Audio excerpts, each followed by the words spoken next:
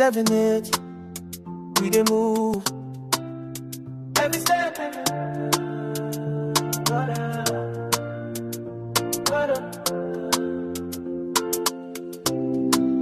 my feet they touch the ground, I feel her. 730 kilometers. No be small thing, but we dey go from village to village, door to door. Waiting we carry a message. Sanibonani ekhaya. Igama lami MK. Welcome to another episode ye-Leadership Insight. Vandag ngiphethe iKrootman guy. He's currently a coach, but a former player Jomo Cosmos. Yeah. Kunye neSwallows. Yeah. Yeah. iKrootman lase-Spruit guy. We have had some conversation behind the scene, obviously, via my electronics way too. We were discussing about indaba yama struggles that are faced by players, yabona, more especially when it comes to their development, be it mental development or development ngokwe career, yabo. So we decided to invite him a studio so that we can have the conversation Lena and actually share it with you guys, because he's a person who has been from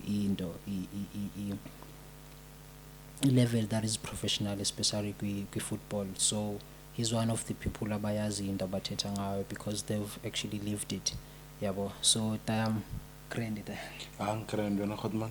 izinto yeah. Ngiyabonga man ngokuthi ushayile around Vandag. Kubonga mina.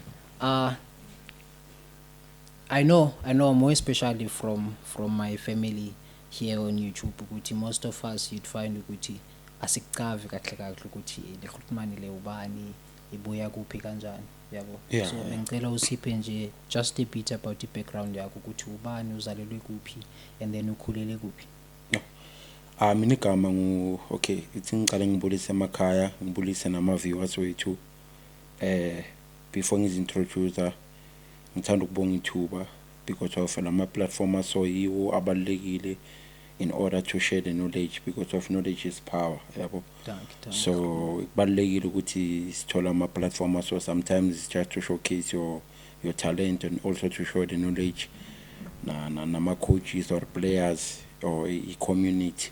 Mina ngokwegama nguThapelo Ramayisa. Ngizalelwe khona la eSpruit, ngakhulela eSpruit. Yonke into yami nje iseSpruit. iseSpruit. Encala. Okay. Ngihlala encala eKatlehong. We are going to actually talk about the football, Vandag. Okay. Or basically whatever that we'll be talking about, it's under a football. So let's reflect on the moments where a career yako ikhula and then it gets to a professional level. What was happening? Bekudlalela bani during that time, and then ngabubani babane influence kakhulu for you to get lama contracts lawa. Okay. First of all, ngicala ukudlala ibhola I think bengina 10. Bengu goalkeeper, yabo. So mangicala ukudlala ibhola ngu goalkeeper, so ngadlalela umunye coach abambiza ngoThiza. So lo coach loyo bangabona ugoalkeeper ke mbakabona defender, angidlalisa phakathi center back or right back. Ngakhula nami ngathanda ukudlala leyo position leyo. Then isikhathi masamba ngaya ku coach Bacho, I think is one of the known coach Catorats, because of who develop ama player amaningi at a professional level. So mangifika ku Bacho, that's when I got an opportunity yokuthi ngikhule in terms of football, yabo. In terms nokufunda nangempilo, because of he's one of the coach like lo muntu leyo uphiwe. You know, there are people abangayanga like abangayile esikolweni lento le gift kubo, you understand. So he was one of the coach till today. Ngisasho namhlanje ake ku coach eSpruit, ngicabanga ukuthi azofana nalomuntu lo ya. You understand, it's one of the big coach odlala indima enkulu eCatorats. So when mangifika kaTlong Junior Stars, that's when I started to see progress ku career yami. So then he took me to Moroka Swallows. I remember bengijima ku coach Thabo ku under 17, but I did not stay for isikhathi eside. I think it was only 6 months. Yeah, I was playing for under 17 and under 19, under 17 and under 19 with Coach Thabo. Then from then, that's when I came back. I also went for trials. Go Sundowns. I passed my trials. Then when I got to pass my trial, I was supposed to go next day with Pitori. Sure. Ngifunde eClapperham because of eClapperham isikolo lesama players Sundowns afunda khona. Okay. It's only to find out ukuthi ngayenza mistake thola ukuthi mangiceda kuthatha ama trial after 3 weeks 4 weeks obvious wazi my player nokuba arrogant ukuthi asengiyinja mina yabo. Yeah. Yeah, asengiyashiyela ukuthi angiyinja mina ngahamba ngayodlalela u2 minutes khona coach ambiza ngo2 minutes la straight yeah. So ngayodlala kuye kanti ucoach Batch wangibona ukuthi oh lo phatha ama trial mangiceda udlala ku2 minutes. Unfortunately i-opportunity yashabalala yabo. So then I got the opportunity again ngayodlala ku Cosmos, but now Cosmos angihlalanga isikhathi eside yabo because of into eziningi yazi my player sometimes mangikho strong mentally uyalimala yabo awuhlali endaweni isikhathi eside if ubona ukuthi izinto zicala zibanzima yabo. Then from there ngamove ngaya ku Germiston City angiye ku Blue Lions besidlala iSAB Castle League. Then sayawina bedlala eVaal sayawina saya ku uma playoff. Then ama playoffs sayawina saya ku ABC Motsepe mase ku ABC Motsepe. Then I was released yabo bangirelease bangisa kwenye team kahle kahle obvious banokushasha bathi sikisa bangisa kule team le team le bangisa kuyo ile league le besidlala iSAB. But asakulona lapho ukuthi ehle uzama ukuthola game time masobuya ubo right only to find out the team le idlala 6 games then yathengiswa yabo. Mayiceda kuthengiswa then I had an opportunity ukuthi ngo trial ku Germiston City. Yeah, one of the coaches who influenced me to become a coach today yabo. Coach Raymond Snell, I think ubonile khona isithombe ngisipostile ku status sami la ngimene coach efaka impahla ze Sundowns. Yeah, is that coach yabo. I had a privilege to go to play under him yabo sadlala. I think we played qualify Nedbank Cup safika ku final ngidlala wonke ama game asifika ku final ngalimala first 15 minutes qala game.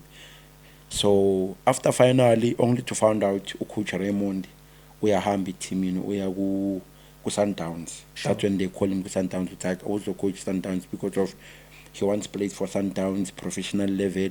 He also played for Cosmos, he also played for Swallows, he played for Silver Stars yabo. Yeah, I think then from lapho team yathengiswa eGermiston City ngoba coach Raymond samaka ku Sundowns wabiza abanye abo coach saqhubeka. I think saqeda season so number 3 or 4.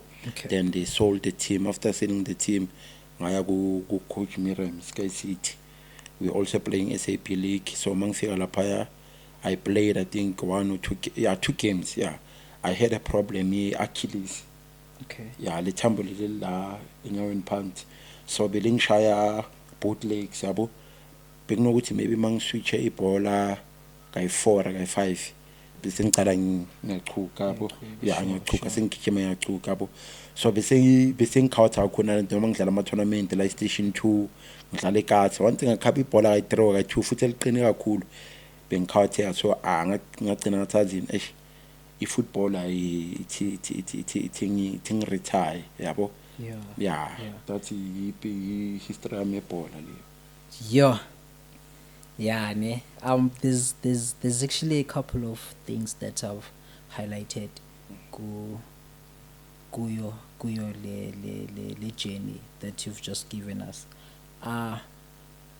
You've mentioned ukufumana opportunity. Nice ezandleni zakho.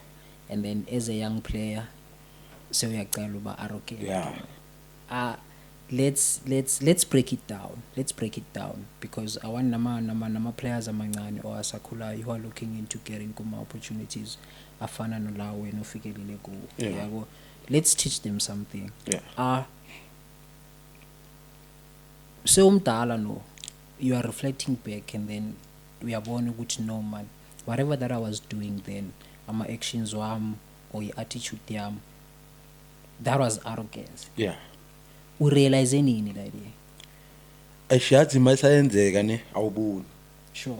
Awubona ngisho ukuthi ngithola ithuba. Ngithola chance if ngikhonele ngiphatha ama-trial ku-Sundowns futhi nginje yabo.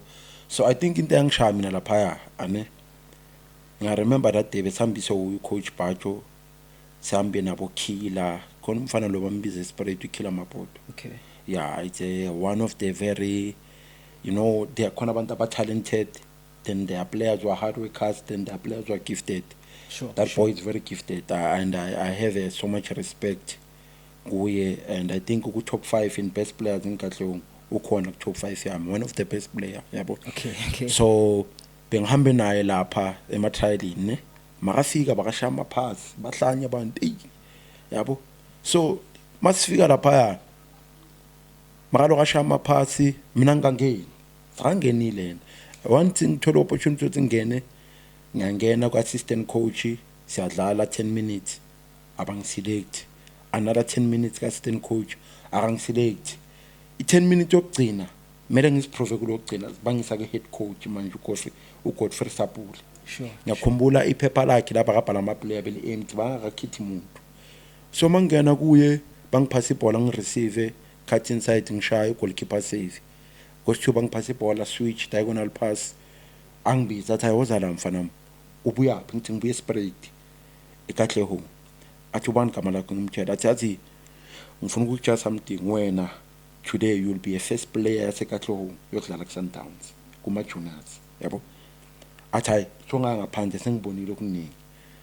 So manje le mentality le ukuthi besambe sonke, there was a boy futhi bengifunda naye mawudlala ku-national team yeLesotho, bengifunda naye technical ufusi Matlabi yabo. So udlala eLesotho manje nama udlala ku-national team yeLesotho, so naye bakakhona yabo. So bedlala sonke esikolweni besingama defenders soyi-2 esikolweni sidlala soyi-2 center back. Sure. So manje lo mfana lona bakalapha bamkhatha zange bamkhethe, the rest la bengize nabo Killer bo Mengu yabo, those players la babe masikhula they were highly rated yabo because of thina yila being the player, one of the player belisebenza kanzima yabo. I cannot say ukuthi being talented, no, I was a hard worker yabo. Sure. Yeah, I was a hard worker Yeah. yabo. So now mangishala ama player lawa ngabona ukuthi akushuthi yabo lento lisaqa kushuthi awona uyinja yabo. So manje iyenzakalile lento azange ngiyibone, but ukuya kwesikhathi mase ngibona ukuthi sekucala le injury yakhe ngithi and mangibona nama player awe age group yami ku-Sundowns adlala ngithi kube ngidlala nalabantu yabo. Siyabuya ukuthi kube wasebenza kanzima, kube ungazange waba arrogant, kube ulama. Yeah. You understand? Yeah. Phela into engishayayo ngithola ukuthi kube nami ku-Sundowns. Thing is, I hear abo coach ababhaya sengiskime nabo coach because of this wekangisha. So I hear abo coach ababhaya when they are they are trying to recruit a player bangaba lizomdlalela, the compliments azomnikeza zona egroundini ontwana uyinja wena, like you are disciplined so yabona. It's those people abangadingi coaching maka ku pitch, like they are able to communicate in the ground and all of that yabo. Now umjita naye abona ba hayi kusehayi, like chukuthi nya into yami engiyenza iyabonakala because you're being recognized by a coach yabo. And then ozongidlalela bafu, and then ubafoke because obviously that person uyakuthemba ukuthi you can deliver and all of that, nama player ke abe compelled to go in ukuthi avaya yomdlalela. I'm actually driving down to the moment where uyodlalela 2 minutes and you were not supposed to be kara because of the contract, or say we okay, whether bese uyisanile contract but ama trials were passing ndoda. So you are not expected to be seen udlala ekasi kwakhona because now kufanele ukuthi ukada yabo. And ama coaches abhaya, I'm talking this from experience, ama coaches abhaya they gamble ngama careers wamajita. Too much. I know this for a fact because there's this team I want them ukuthi mabengibona bayazi ukuthi I represent whatever bayenzayo, it's the opposite of what I represent. Yabo. Kudlala Imzomuhle community games last year, izone 3 iyawina la. My win is zone 3.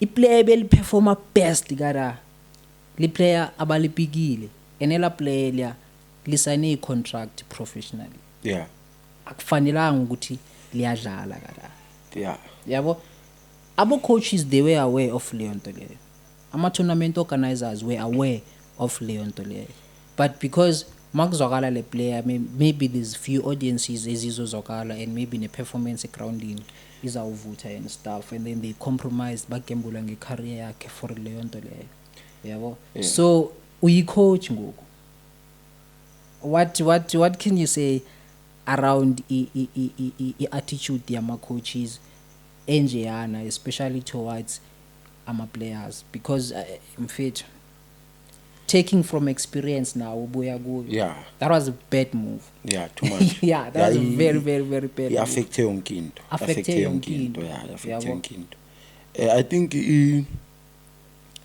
mina I'll be honest to you yabo thina singabo coach we are failing these kids sure yeah we are failing these kids because of angeke uthi uHotman uphase ugrade 7 yaka grade 8 then ngokuthatha futhi ka grade 8 ngikusa grade 6 4 in why lento le simple what I'm trying to say la ukuthi Hotman angeke umntana umthathe umjimisi adlala ebhucweni then after lapho umthatha maybe umisa ku Chiefs yeah mafika ku Chiefs bayamsign then mase ka Chiefs maku off season ufuna ukumthatha uzomdlalisa ekhaya then what was the reason for ukuthi wena umthatha umise ku Chiefs if uzombuyisa umdlalise ekhaya you understand I think that is a big mistake ama coaches ayenzayo because of even to lento lelo mfana ngeke imlemaze manje but in future izohlangana naye imkhawathi because of si develop le mentality kuloma player wethu asisamancane imentality ama tournament yabo sure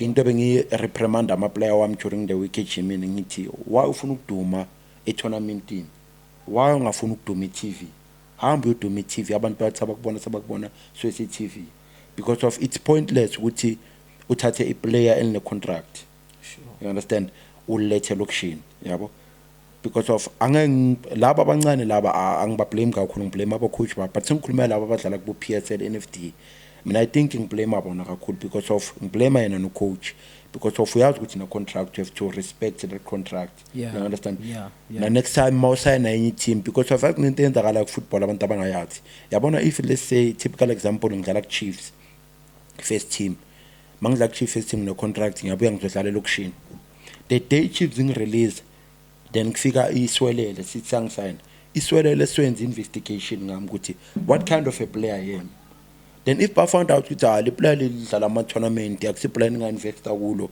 then they'll never sign me yeah ama player amaningi akhawatha lento leyo you understand abayazi lento leyo but in impact enkulu you understand that's why mina most intwana zasekasi edlala kubo Chiefs ngihlala ngikhuluma nazo ngithi boy ungabuye ekasi please mfethu ku Chiefs yes manje ku professional setup manje sophiwe ithuba lokuthi in the next 2 years to 3 years ungabe soku first team Chiefs into emelo isebenzela ma ukuthi usebenza kanzima uthole contract ungasebenza kanzima ukuthi ufuna ukubuye lokushini to prove ama point abanye abantu banabantwana madlala ama tournament yabo umuntu unabantwana income yakhe tournament kuza kwazi ku maybe ku spoil ifamily yakhe ancede ifamily yakhe ra yenzela abantwana bakhe so omunye umuntu 50-50 aka Chiefs akana ndaba ukuthi udlala ku Chiefs or udlala kuphi uyangena because of ufuna imali you understand sure. So kumele urespect yona that's why belungu bathi safety come first yabo thina masigembula ngani ngesponsor abantwana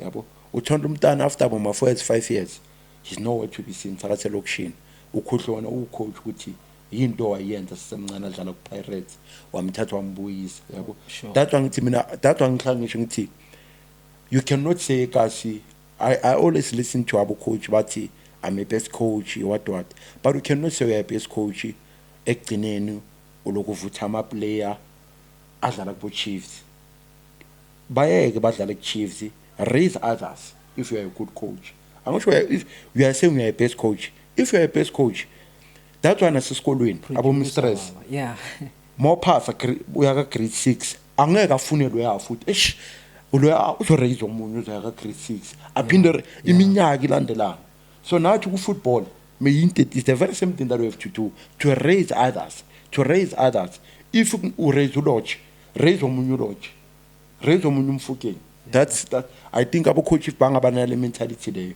ngoba manje into ebashayile into leyo ukuthi ufuna ukuthatha iplayer ku-Chiefs alibuyise kazi. Yeah. Uze nenye tayam. Uze nenye sure.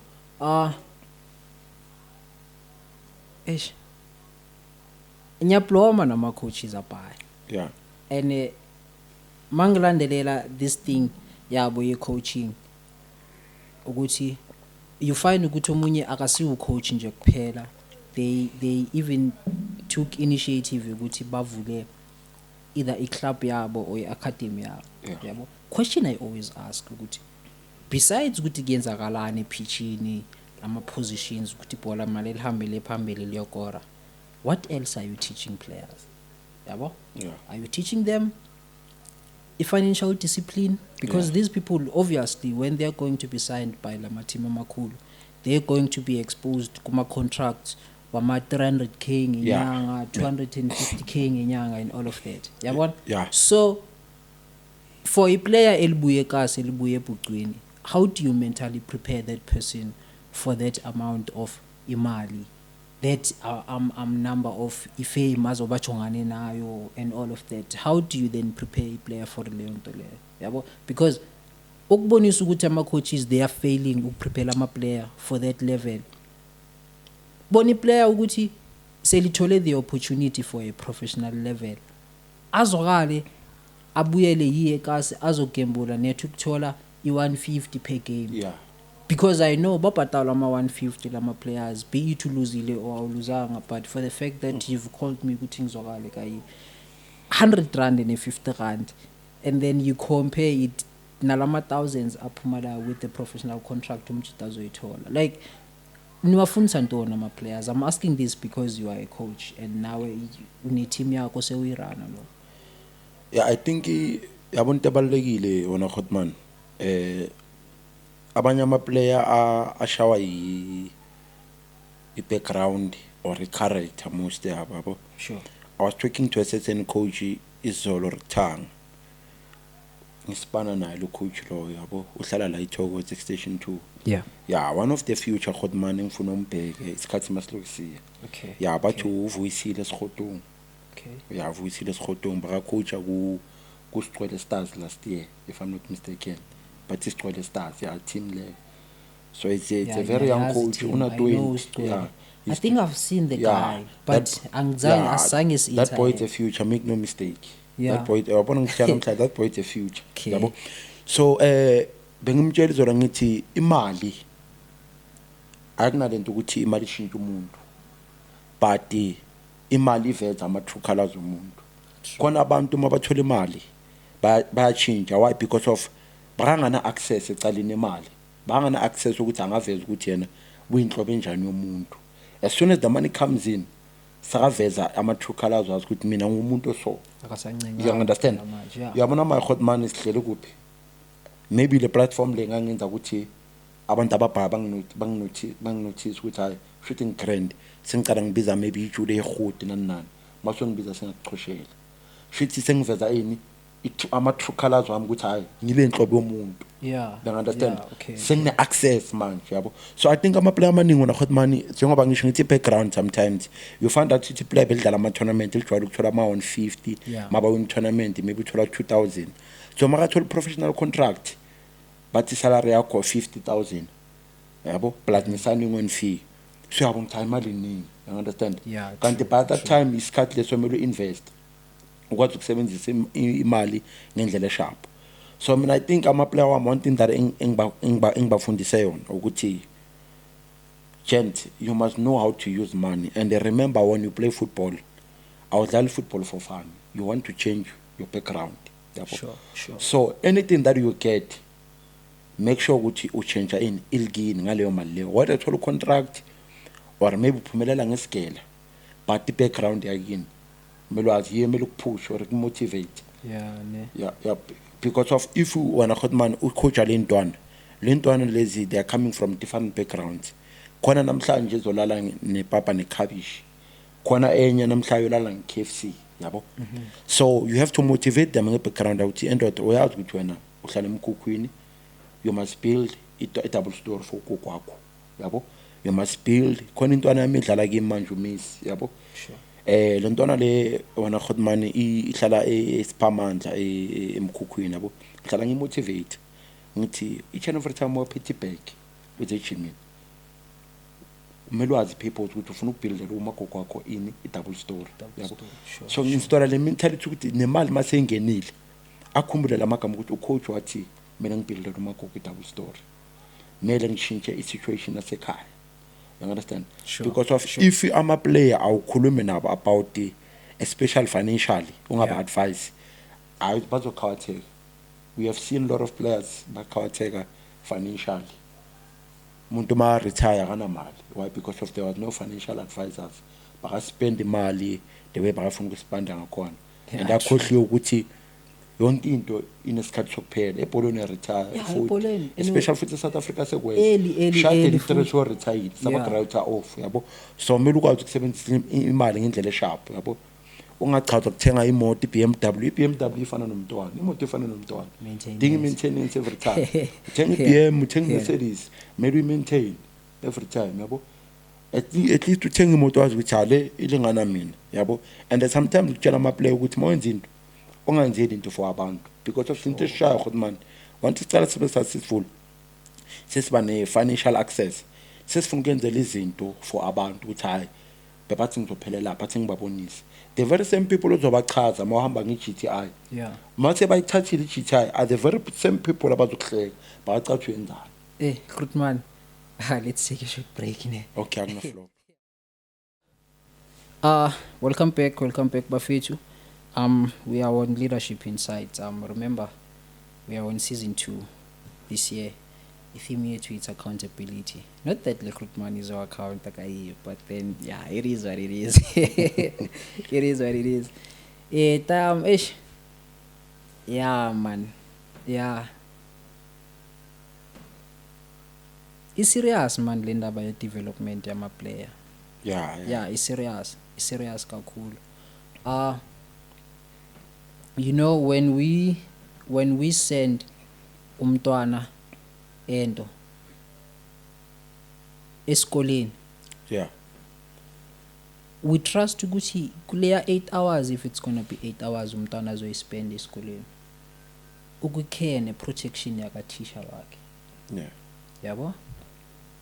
Ene there are rules esikoleni ukuthi ungena ngo8, isikela singena ngo8 ene wena you must arrive ngo 7:30 because kuzoba ne-assembly ene ngo10 i-break kanjalo yabona.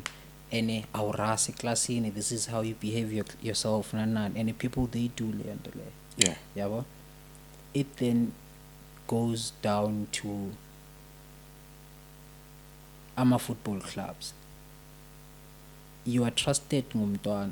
yeah, Yabo komzali, because that hour azokala kuwe ngayijimini, or those hours azospenda nawe nge-weekend manivaya new gamer, they are trusting ukuthi you're going to be the parent emntwaneni.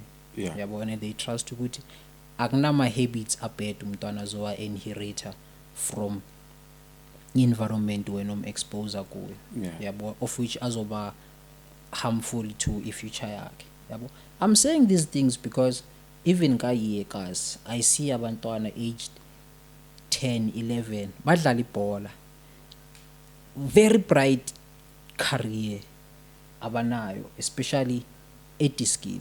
Yabo, yeah, sebaphila ngama okapipe, bawa mixa nezoli, like kuyinom le nto leya. yeah, Kuyinom for bona. It's like there is no vibe for us if ever there is no okapipe, ayikho izoli and stuff. Umbuzo wami is that, do you guys da kuma team wenu have I don't know, ama code of conduct, Yeah. nama disciplinary whatever, or ama moments where you'd say randomly you're just gonna bring maybe Leo company or Leo institute or Leo organization ezozokala izotesta ama player for ama drugs, and then if ever we found you i-system yakho ine drug ethile of which kufanelanga ukuthi bakhona siyak excuse and all of that, or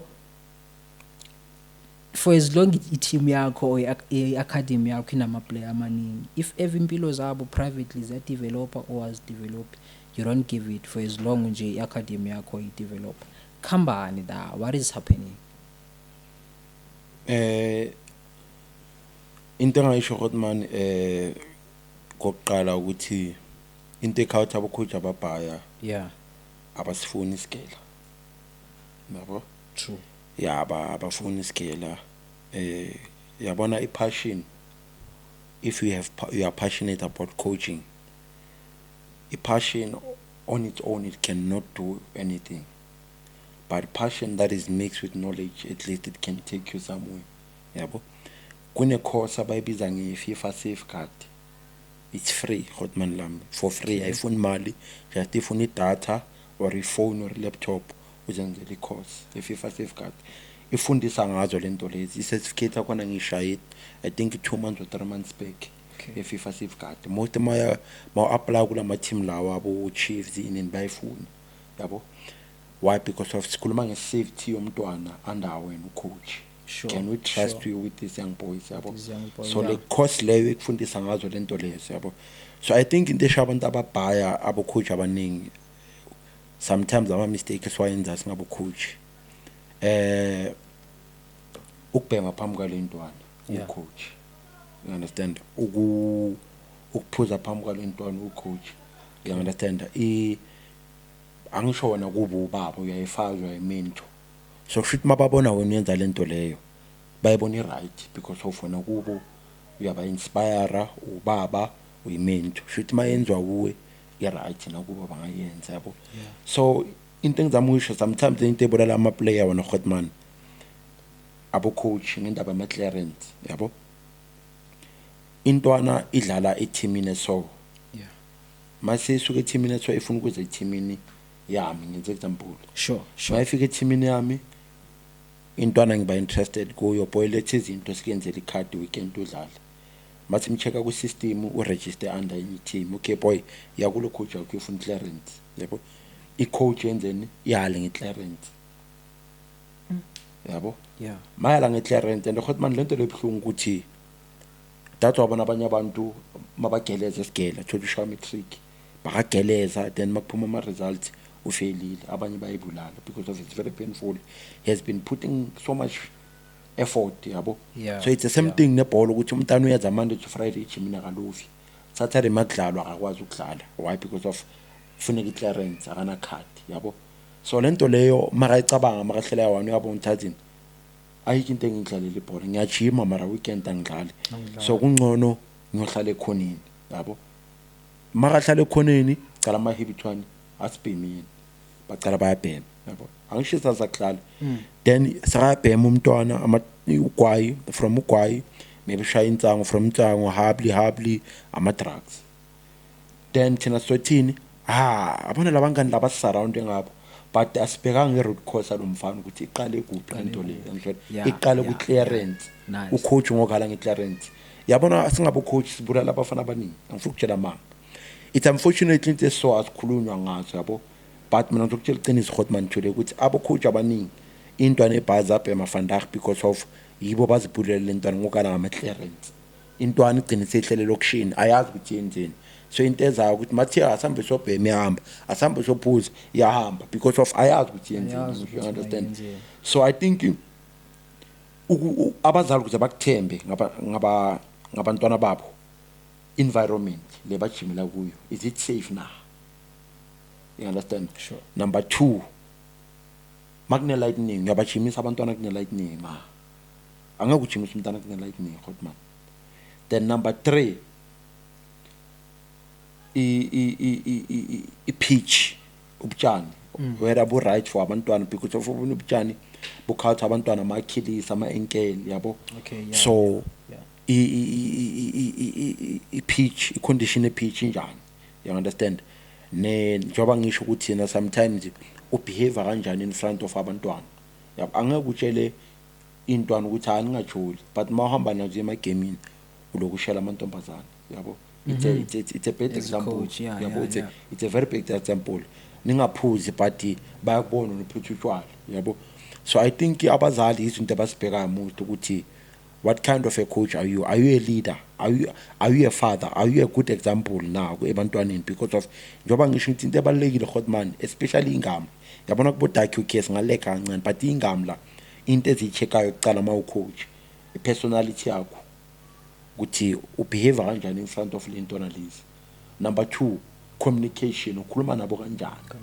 Because of any into emelo yathi Hotman, into elimaza lentwana amagama abuya kubo coach. Yabo igama olishoyo uyamlimaza mfana. Abantu abaningi balimele balimaze abo coach amagama baba wakhuluma. You understand? Then number 3, ama facilities wakho la njimela khona. I safety, kune safety endaweni leyo na. Niceda what time ukujima. You understand? Then tebalekile, are you coaching abantwana ngendlela right? Proper coaching. Okay. You understand? Yeah. Proper coaching. Mangikhuluma nge-proper coaching Hotman, ngikhuluma nge-youth football. Angeke uthathe imat yase-university ulethe primary. Angeke baphasa abantwana, it's impossible. So you cannot take a senior football and bring it to youth football. Those two things are difficult. Yabo, you uthwalisa abantwana ubunzima. You understand? That's why one of the wise men, he said, don't be a coach that makes kids to hate football. Why? Because of you don't want kids to express themselves. You don't want kids to enjoy. Intabalekile ku youth football is not the result. It's kids enjoying. Yabo. That's why abona abazali bazokhona ukuthemba nangabantwana. Abantwana mabana ba enjoy na. Noma badliwe bambuza ngegame indlela kanjani. Yo, the game was good. Why? Because of ukwazi ukuthi yonke into bakayenze ground we enjoy it. But if you coach umntana akwazi enjoy under when it's a big problem. Yabo. Kufana nokuthi uyam abuser. Ngisho kanjalo it's abuse because of umntwana makalapha. Khona abanye wena Hotman mabaphuma emakubo. Ineyitrethothi magriza akho yagula, umadalo yagula, endlini izinto azikho sharp. So uthembe ebholweni bangize ebholweni. This is where ngithola peace khona. But if nasebholweni akatholi peace, shithi imphushela kuphi emadrugsini ahamba ubheka. Because of endlini there's no peace. Ufike ground akuna peace, ucoach umhleli la, he cannot even express himself. It becomes a problem. Yeah, ne. Yeah, tayam yawuze nenye straight.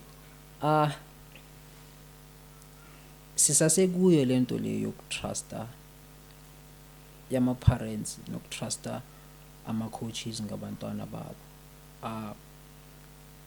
Earlier on kukhona la umention khona ukulimala kwakho lelithambo Achilles.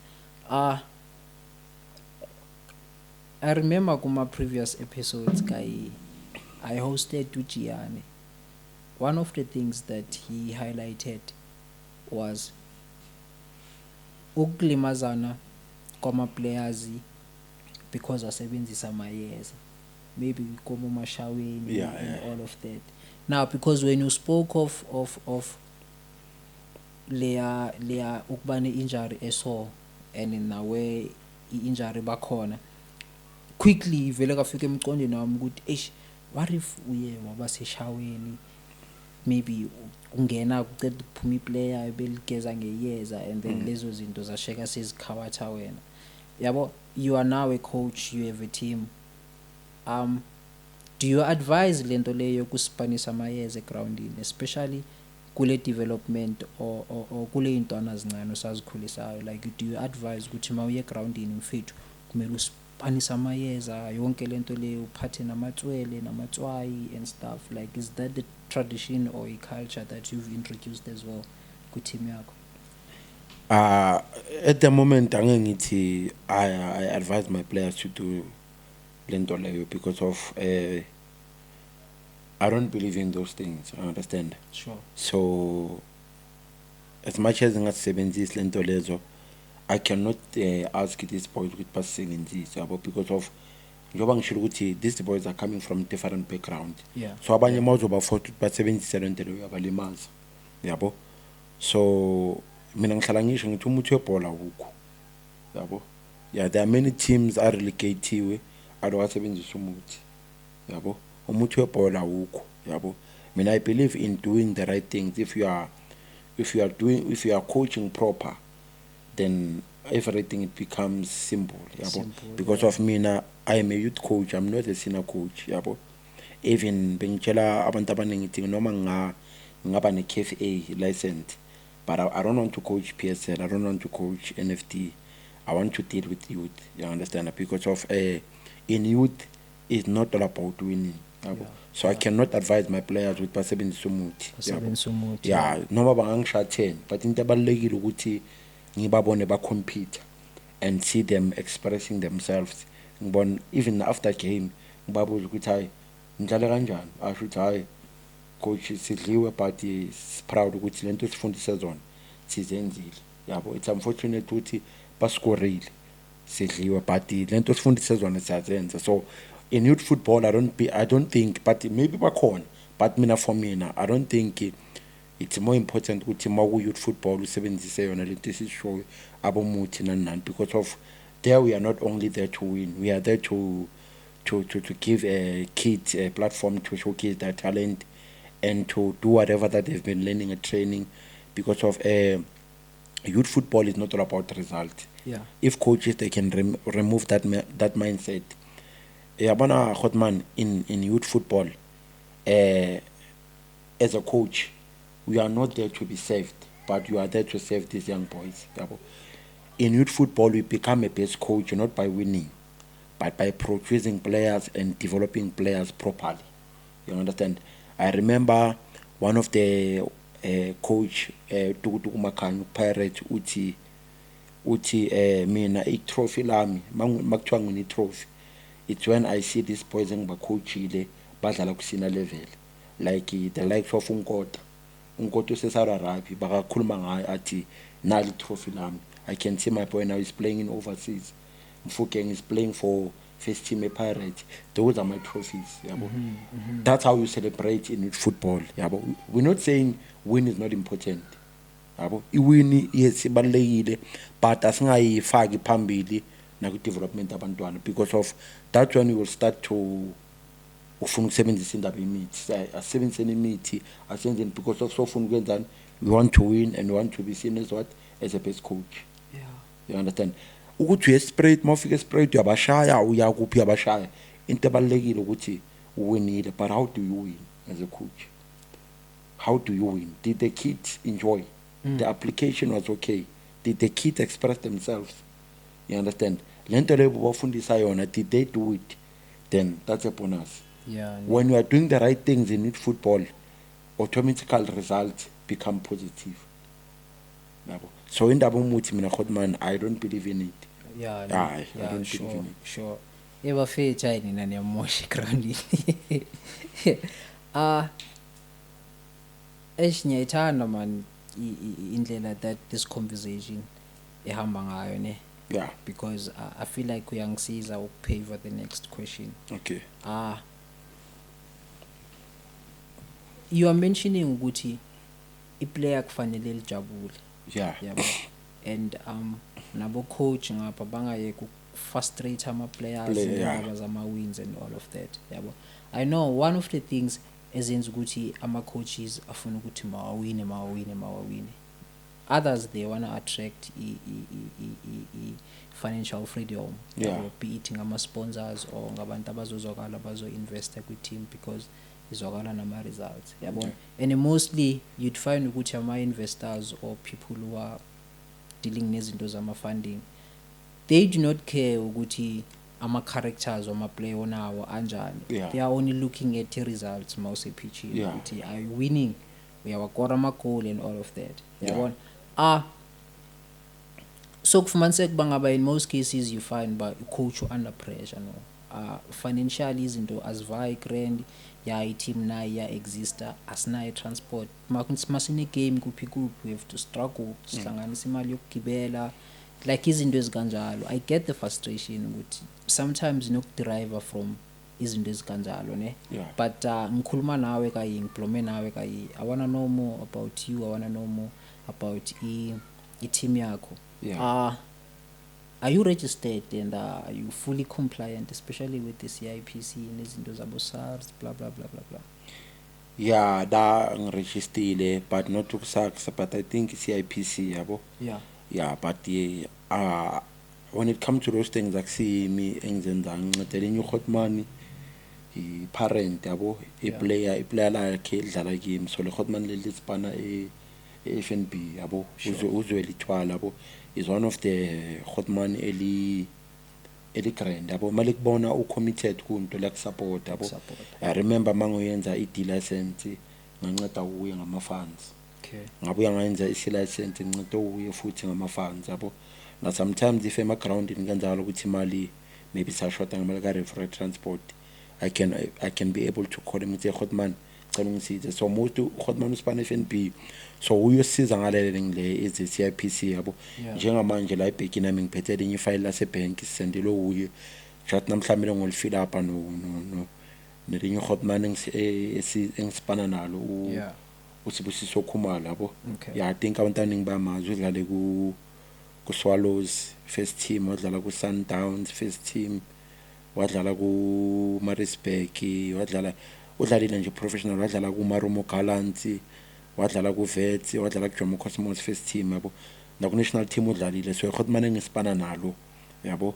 And mangikhula futhi I was looking up to him, he was my role model yabo. So yeah, so le form limele soligcwalisa la sebank sifuna ukuba ne-account team yabo, so that even noma sithola i-bonds sazi ukuthi imali ayiweli ku-personal account yomuntu, because of sometimes umuntu athemtheka yabo, imali iwele accountini yami yabo. Ngiyabona situation asendlini, so asengidle imali yabo. And the most into engicheckile ukuthi i-bonds angeze ikusponsor, especially mawufuna ama-companies ngeke bafake ba-transfer imali to your main account, bafuna i-account team yabo. So that's why Hotman vele last push ukuthi asenzeni i-account ye-team, so that must watcha 3 bonds zoba lula yabo. Then leza abo SARS ngicathi isikhathi masilokusiya uHotman uzosiza because of uye one-knowledge about these things. Okay. Yeah, and they say knowledge is power. Yeah, it's power. Knowledge is power. It's power. Kune local business summit esihostayo CMK yabo. It's created for abantu abafana nami because the idea came from yona le ndawo engiblome kuyo, and the conversation that I keep having nama coaches yabo. I'm well aware ukuthi ama coach abhaya anawo ama team aya perform ama team like ama results azwakele, but baya struggle when it comes to complier and then ama fundings, ama sponsors and all of that. I did some research and then I came across this company, Axi Company Affair. It's here ikhona year round. I've invited them ukuthi baze ku business summit bazo pitcha, so that bazone explain ukuthi what is it that they do. But I even went through the website yabo, I checked even if you are an organization or a private company yabona, but then I think isiza kakhulu ama organizations yabo, such as I academy yakho. When you register with them baya ku the system le abayisebenzisayo, it's able to check ukuthi ushota ngani nani for you to be compliant, and iyakusiza ukuthi where you going to get this maybe certificate and stuff, and they are also able to check ukuthi ngawaphi ama fundings that are available yabona, and ngawaphi ama fundings kula are available, ngawaphi that your type of organization equalify kuwo yabona. So they ngendlela engiyibone ngayo, it's once you update zonke izinto zakho kuleya system leyana, it does administration for you yabona. And then when you just tell it nje ukuthi okay izokuvezela ukuthi these are the available fundings and all of that, say prepare ama proposals and stuff, when you just gonna say okay you can apply for this one, no don't apply for this one and stuff. So I felt ukuthi it's one of our solutions that we are looking for, especially as developing communities. So please man, if ever you are available on the day, it's gonna be on a Friday. It's gonna be on a Friday, E3 zaka July, from 8 o'clock up until 6 in the evening. I don't know between that time or program ukuthi bazoyenza nini bona the presentation. But I'm only highlighting them because I know bangaba so far that is the company that we have ezokwazi ukuni assist with these things and ungaswethanga nokuswetha. Yeah. Well, when I spoke with them, they even said if ever there's an organization that is fully compliant ngoku esingatesta ngayo the system yabo ukuthi iyasebenza, I can bring the organization. So that is why I was asking now ukuthi maybe are you fully compliant now, because if ever you are fully compliant beso Spanish organization yakho for that nami ngizoyibona ukuthi okay, this thing is working. I've seen ama reviews and all of that, but I want to see it in action. Yeah. So we're going to be having abantu abanjalo on the day that are going to be coming, as well as ama banks as well. Bazosiza nesari zizoba khona. Yeah, they're going to help you guys ukuthi how you going to get your tax clearance and all of that. Yabona ne CIPC izokusiza, and then bazosifundisa again ngokubaleka kwama tax returns and stuff, because unokuhlala ebusinessini lakho or organization yakho uloku receive imali awuyenza ama tax returns 2-3 years uhlangana nesari sethi baba ukoloda imali so because you didn't so we do not want to end up facing izinto ezikanjalo. That is why we've created the platform le so you are invited Grootman Lam, and as well as wonke amanye ama coaches that bangaba interested to come and join their program there, because I tell you it's going to be a program ezoba growth and ezawu ensure a success yama organizations wethu kayiye guys. So I'm saying all of these things, I'm even asking you nange organization because from my end I feel like you've covered yonke question ebenginayo kayi, even though ngangibuzanga word by word, but ngoku conversation yethu mangithi ngibheka le question I'm like no man sesiyikhavile le part, mangithi ngibheka le question sesiyikhavile le part. So ndiyabulela kakhulu manta yami, mara if ever there's anything that you think ukuthi during this conversation siyasayishiya ngaphandle ube ungathanda ukuthi be it ngabazali beintwana zakho or ngama fans we team yakho bangayazi nje, I don't know but the platform yakho Grootman yazi into ezithu ngifuna ukuzisho yabo. Especially to parents. Parents need to understand ukuthi abantwana mabadlala ibhola abayenzela abo coach favor yabo, but thina singabo coach sizabona ukuswisa abantwaneni babe itrading because of siyabona ama itrading akho health yabo. One thing that I always preach ukuthi want umfana abambi back aphuma endlini ayijimini unqobe amademon amaningi. You understand? Because of if uhlele endlini, that's when he will end up doing wrong things. Afuna ukuphuma athi experience in nani yabo. So I'm a parent, I'm not talking only for my team, but I'm talking for wonke ama team yabo, ukuthi ama parent mawa support abantwana ebholweni. Yabona Grootman noma umntana wakhe angakaphumelele nebhola, but I want intemela uyathi ukuthi at least ibhola lizomvikela from into is wrong. You understand? Because of I always say school and soccer they go hand in hand yabo. Iglove angeke operate without isandla yabo. Isandla sidinga iglove for imfudumalo, so ibhola nesikolo ifana nokuthi isandla neglove yabo. So mera ma parents support abantwana so that even to us sometimes awukuthi mawukhutha abafana abayi30 boy30 bawudlala professional yabo. Sometimes maybe 10 kuzoba bazophumelela ngesikela, another 10 baba ma businessmen, another 10 professional footballers yabo. So ibhola libavikela into eziningi ezwrong yabo. Sure. And another thing especially to ama coaches wethu egazi yazi Grootman kunalento le ukuthi mawu coach uzothi mina abantu bazothi intwembu blind le intwembu, but we check 20 years 25 years lokuhlela endaweni ye1. It's because of what? The lack of knowledge yabo. So singabo coach doesn't mean more like my coaching courses I wasn't just to go there and get the information so that when you come back you can do the right things in football yabo. Coach the kids in a good manner, coach the kids, raise them in a proper way yabo, because of you must also be able to deal with the psychology yomntwana yabo, because if you cannot deal with their psychology, it's going to be a problem.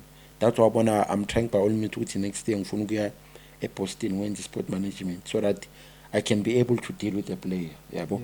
So ama-coach mawaye kuma-coaching courses, and akhona ama-course wamahala we-coaching la basinceda khona, especially uma ungaya kule link le FIFA. We can do a lot of things lapha, kunabo nursing yabo, le or la bakutshela khona ngama-injury ukuthi player malimele so wenza kanjani, it's free, uthole certificate uba grade yabo. So I think if singathanda isigela singabo coach, we can go far yabo. And the last thing, let's do the right things when it comes to youth football yabo. Mina Hotman ngihlala ngikhala ngento eyi-one ukuthi I feel like we don't have youth coaches yabo, because of coaches they want to be best coaches by winning, as ngishilo before. Youth football is not all about winning. Youth football is all about developing players properly and allowing players to express themselves, and make sure that you coach them in a proper, in youth football they say you don't coach a team, but you coach the intelligence of a player. What is the intelligence of a player? Decision making. Maybe upasang is wrong. That's when we enter and you coach that player yabo. So as a coach, you need to identify those moments and be able to raise this young kid yabo. Yeah, okay. If you can check on a Hotman, if Barcelona they hardly buy players. If be a season they can buy 1 or 2 players yabo. But you check, they are doing their own stars, they are raising their own stars yabo. You check Messi, after Messi ba raise abantu Lamine Yamal, it shows ukuthi ba invest kakhulu ku development yabo, and they have the best coaches who knows what is youth football, who have a knowledge about youth football yabo. So this thing ibuya kuPhotman ukuthi if we can as coaches know what we want, do we want to coach youth football or do you want to coach senior football yabo, so that uyenza into eziright, ungalimaza umntwana njengoba ngishilo ukuthi angeke uthathe imetha se university uyilethe ka grade 8. You are making it to be difficult for abantwana.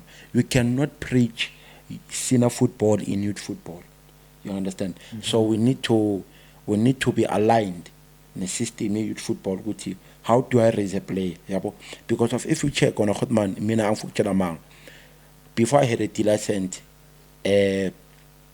being coach yabo, I know with training session yami bengenza ama passing drill, then after lapho ball work yabo, i-warm up bengithatha light 2 lap asibuye gym, not knowing ukuthi if abafana bawa properly ulimaza ama-muscle yabo. But going to D-license sebakufundisa ukuthi i-warm up in a stage 1 to stage 5, each stage is 2 minutes, which is 10 minutes warm up yabo. Then you move, then songaqala session yakho kumele ibe ne-topic with maybe let's say today it's passing and receiving yabo, tomorrow it's counter press yabo. Ilento bengitshela abo coach abaningi ngithi mina I feel like ngathi asikho i-youth football Hotman ifuna i-patience and idinga ukuthi uyithande yabo, because of it's not something that can happen over by night ukuthi we implement lento le chathi bathi izothatha isikhathi, and kumele ube ne-patience as a coach.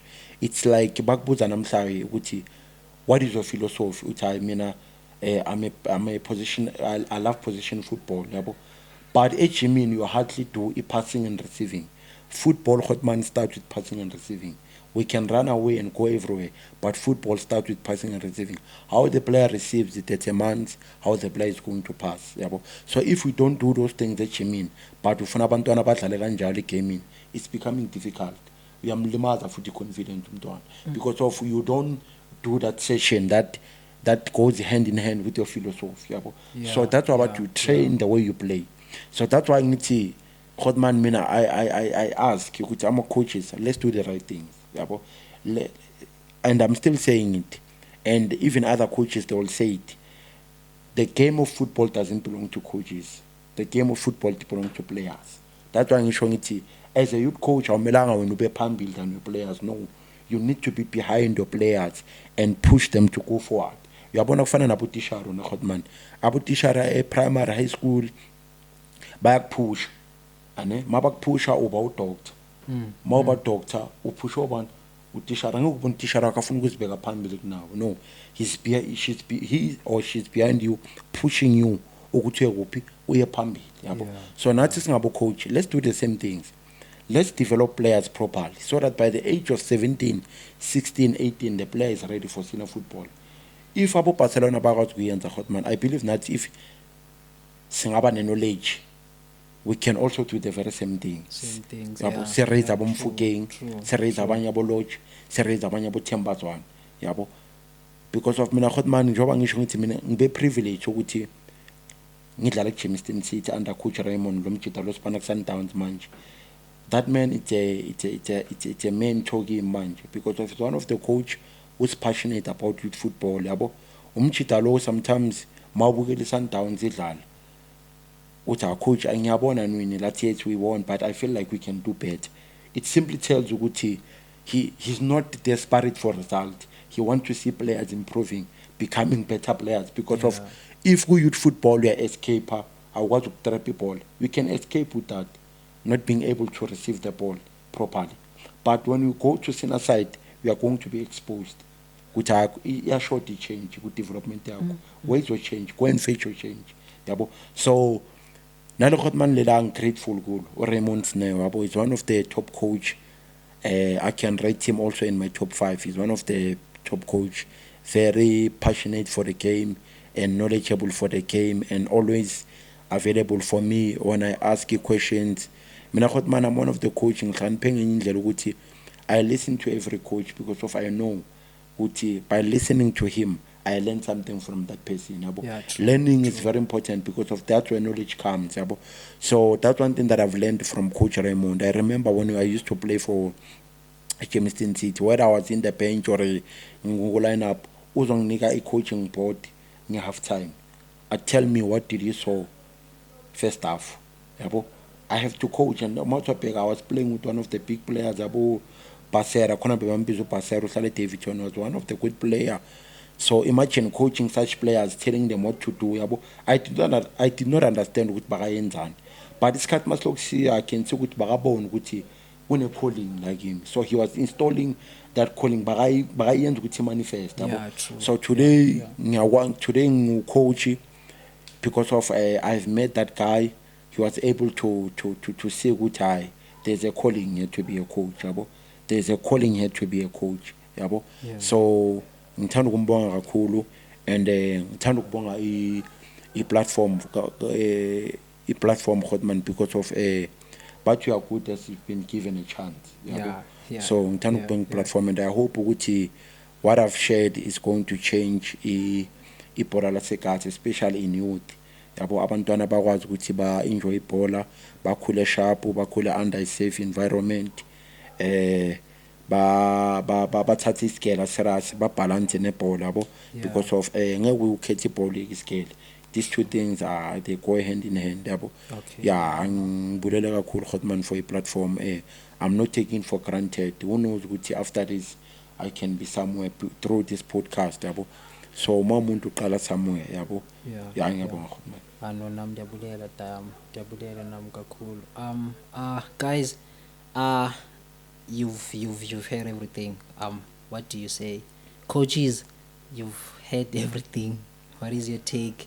Parents, you've heard everything. Would you trust him ngomntwana wakho na? That is the question. Ngicela ni engage guys. Most importantly ngicela ni subscribe and kwakhona. Thank you so much for taking time. Nisimamele Falaga. I know sometimes nokukhuluma umpetho, sometimes nokuninyathela emagonsini. But we are here to learn. We are here to learn, all of us. So now, man, I'm not taking this moment light. I tell you, coach abapaya, we have our conversations, and each and every day, man, coach, I always come up new muntu omusha because it ngifunda something. So the way engicabanga ngayo develop nayo yabo. I tell you mina mangikhula I've never even played this game. Ngikhule ngomusic ekhaya bebathanda isonto and then bekune choir because ivoice beyikhona yokucula ukuthi wena uzoba grand kai and ngikhule ngithanda leyo nto leyo yabona. Yeah, that is why even when it comes to esports, interest it's what's happening behind the scene. It's the Yeah. business side of esports, it's the management side of esports, because I know bangaba that's where I can feed. Yabo. Yeah. Angeke ngikhone ukudiscuss egroundini ukuthi le player le ndoda bekufanele ukuthi le free kick uyenze so. Yeah, those ones it's not for me. But then player management football club management yangikhona la. That's where you will find me in your question. Okay, hayi sibongile Khotman ukuthola abantu abafana nawe, you know. Yeah, sure. Abantu bakwazi ukinvesta equipment yakho for i-community asekazikhule, because of bengichecka ipage lakho ku YouTube, you are not only doing it for football, but you're also doing for different things, you understand? Sure, yeah. That means you ufuna ukuchange i-community asekazi, not only football, yabo, whether it's business, whether it's music, whether it's football, school, but I can see ukuthi you are trying by all means na sometimes ukuthi namachita lawa njengoba nami ngibizile nabanye amachita aze before mina ukuthi usinike i-platform ukuthi bakhona ukusibona ukuthi hayi at least there's something kulomuntu, yabo. So yabona Khotman ngikhulekela ngathi lento le ngakhula ube ne-studio esikhulu, so that next time masosha ama-interview we know kuza ama-big names, yabo, because of into icala kancane, yabo. But isikhathi masiya, yabo, into ebalulekile Khotman ukucala kulula, but ukumaintain it's very difficult, yabo. So I can see ukuthi wena we are able to maintain, yabo, kancane khona abantu bazo-invest, yabo, khona abantu bazo-invest, khona abantu bazo-interested, khona abantu maybe sininathi I think camera enkulu ithingenze ini, yabo. Yeah, Khotman ngikushela okuhle nje, and I think it's not only for me but for everyone, yabo, uzoyithola i-chance, because of ukuhlala la is not a mistake, yabo. Yeah, it takes grace and it takes I don't know what I can say, but I think uNkulunkulu uyenze lelanga lelo ukuthi I come and sit here and share whatever that we want to share, yabo, because of we can take it light njengoba ngisho ukuthi you can take it light, but we'll never know ukuthi if you are ubani. True. So, yeah. It's something that I always say, even at grounding like my players. Sesivalid show. I don't even know why it's clear, but it's something that I always say. Uguchi Mchita, the way you behave yourself, it's very important. Yeah. Because at grounding mauya da. Akuna uniform or akuna kit yama scouts da uzothi okay fana ama scouts azobazwakele, yeah, so yabona I should behave in this manner, yabo. Sometimes uzothola iscout that's gonna come sizokucheck ukuthi ubehave kanjani ku pitch, yabo, bakubona ukuthi akusila ama player akhuluma back to i-coach makalungiswa and all of that. Sure, okay, makanga game lo Mchita lo, let's say your mama this game ke ground, ubehave kanjani still, yabo. So it's those things that when you are saying ukuthi you will never know who's watching, yabo. So yeah, I reflect kuleyo nto leyo, because now I always say it kuma players ukuthi mfethu, you'll never know who's watching. Always be at your best level, because you'll never know. So that is what not we are pushing. I tell you kunzima being a cameraman, be director, be host, yabona, we are producer ngapha, you've got to edit zonke izinto ezi. I do all of those things alone, and akuna income that would say MK izwakala nayo and stuff. But I tell you Khotman, I'm doing this thing out of uthando lwayo and nothando le community yabo. So yeah man, kwakhona man, ndiyabulela kakhulu man, for this time. Is it? Hey.